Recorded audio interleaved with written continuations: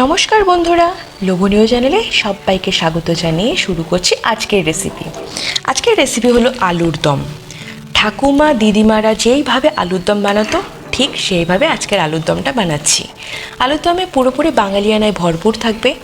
আর হ্যাঁ, রেসিপিটি কিন্তু স্কিপ করো না, কারণ মাঝখানে অনেক টিপস অ্যান্ড ট্রিক্স থাকবে। সব কিছু শুরু করার আগে বলে রাখি, লোভনীয় চ্যানেলকে যদি এখনও সাবস্ক্রাইব না করে থাকো অবশ্যই সাবস্ক্রাইব করে দিও। তো চলো এবার রেসিপিটি শুরু করা যাক। প্রথমে কড়াই বসিয়ে তার মধ্যে সরিষার তেল নিয়ে নিতে হবে। রান্নাটি সাদা তেলেও করতে পারেন, কিন্তু বাঙালি রান্না ভরপুর যেহেতু রান্না হবে সেই জন্য সরিষার তেলটা কিন্তু মাস্ট। তেল গরম হয়ে গেলে তার মধ্যে 2 থেকে 3টে তেজপাতা আর পেঁয়াজ বাটা দিয়ে দিচ্ছি। পেঁয়াজ বাটাটা এখানে সবুজ রঙের হয়েছে কারণ আমি লঙ্কা বাটার পরে সেই পাত্রে পেঁয়াজটা বেটে নিয়েছিলাম।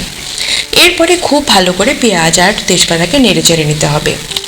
যতক্ষণ না মশলা আমরা কষাচ্ছি ততক্ষণ আপনারা দেখতে পারবেন আমি কিন্তু জল ইউজ করব না। মেইনলি মা ঠাকুমা কাকিমারা কিন্তু এইভাবে রান্নাটা করে থাকে, জল কম ইউজ করে কম আছে তারা মশলাটাকে খুব ভালো কষিয়ে থাকে। এরপরে 1.5 টেবিল চামচের মতন লঙ্কা পেস্ট এবং জিরা পেস্ট একসাথে দিয়ে ভালো করে নেড়ে চেড়ে নিতে হবে। রান্নাটি কিন্তু এখনও পর্যন্ত মাঝারি আঁচে হচ্ছে। এরপরে 7-8টি মতন রসুনকে জাস্ট ক্রাশ করে দিয়ে দিচ্ছি।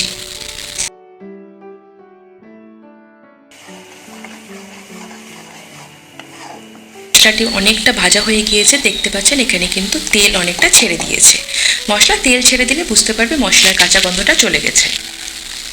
এরপরে এর মধ্যে আমি হলুদ গুঁড়ো আর তার সাথে লঙ্কার গুঁড়ো দিয়ে দিচ্ছি।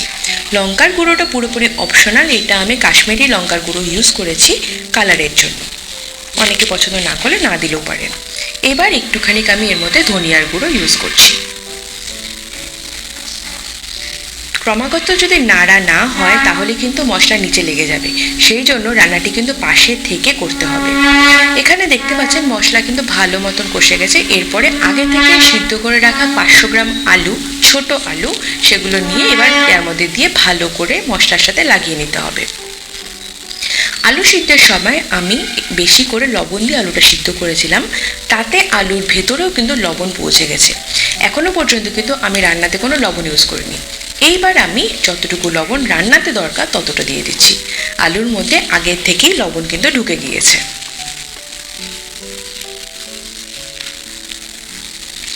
এরপরে এখানে দিয়ে দিচ্ছি টমেটোর পেস্ট। 2 থেকে 3 টেবিল চামচের মতন টমেটো পেস্ট দিয়ে দিতে হবে।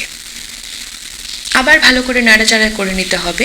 মশলা ভালো করে কষে গেলে রান্নার টেস্ট অটোমেটিক বেড়ে যায়। এরপরে 1 মুঠ আমি মটরশুঁটি দিয়ে দিচ্ছি। এখানে আমি আলু মটরশুঁটি একসাথে কিন্তু রান্নাটা করছি না, মটরশুঁটিকে এতক্ষণ পরেই দিলাম, কারণ মটরশুঁটি যদি প্রথমে দেওয়া হতো তাহলে কিন্তু যতক্ষণ ধরে আমরা মশলা কষাচ্ছি ততক্ষণে কিন্তু মটরশুঁটি একদম গলে যেত।